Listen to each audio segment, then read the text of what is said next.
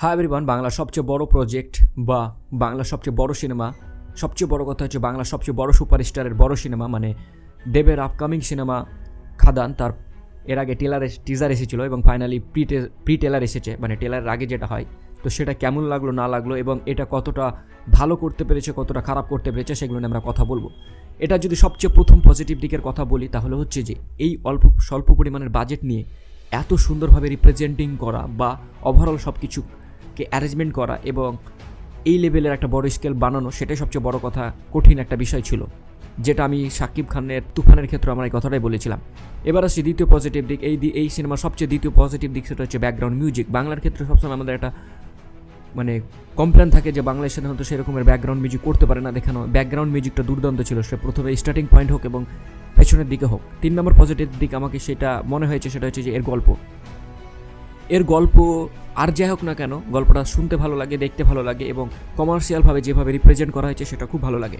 চতুর্থ হচ্ছে একই সাথে দেব এবং যিশু সেনগুপ্তকে দেখা। কারণ আমরা যারা এই সিনেমা নিয়ে কথা বলি তারা সবসময় একটা কথা বা একটা কমপ্লেন করতে থাকি, সেটা হচ্ছে যে যিশু সেনগুপ্ত একটা ভালো অভিনেতা হওয়ার পরও তাকে আমরা বিভিন্ন সাউথের সিনেমা এবং হিন্দি সিনেমায় দেখতে পাই, কিন্তু কখনো আমরা তাকে সেভাবে আমরা বাংলাতে ব্যবহার করতে পারি না। যদিও তিনার বাড়ি বাংলা হওয়া সত্ত্বেও বা তিনি বাংলা ইন্ডাস্ট্রির মানুষ হওয়া সত্ত্বেও তাকে আমরা বাংলাতে দেখতে পাই না। এটা আমাদের জন্য সবচেয়ে বড় আফসোসের কারণ ছিল। তো সেটা ফাইনালি কমপ্লিট করা হয়েছে যে তাকে আমরা যে লুকে দেখতে চাই, যে লেভেলের ভিলেনে দেখতে চাই, সেটা আমরা এখানে দেখতে পাবো, যেটা খুব আমাদের জন্য ভালো একটা জিনিস।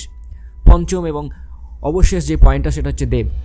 আমরা দেবের অভিনয় নিয়ে সবসময় কমপ্লেন করি, দেবের বিভিন্ন ব্যাপার নিয়ে আমরা সবসময় সমালোচনা করি, কিন্তু ফাইনালি দেবের ওভারঅল পারফরমেন্স এবং অ্যাকসেন্ট, এই দুটো জিনিস এবং তার ডায়লগ, এই সব তিনটে জিনিস মানে ওভারঅল তার যতগুলো রিপ্রেজেন্টিং ব্যাপার এবং তার এই রনিস ব্যাপারটা আমরা এর আগে কখনো দেখিনি। সেই কারণের জন্য এই সিনেমাটা একটা ব্যাপক মাইলস্টোন ফলক বা পার করতে পারে।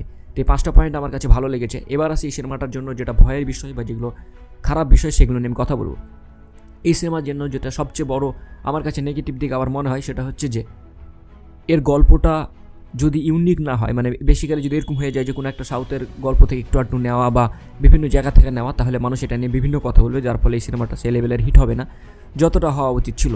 এবং এছাড়া আমাকে সেরকমভাবে কিছু মনে হয়নি। আপনাদের যদি কিছু মনে হয় অবশ্যই ডেফিনেটলি আপনারা কমেন্ট করে জানাবেন। টেক কেয়ার, বাই, ভালো থাকবেন এবং নিজের খেয়াল রাখবেন।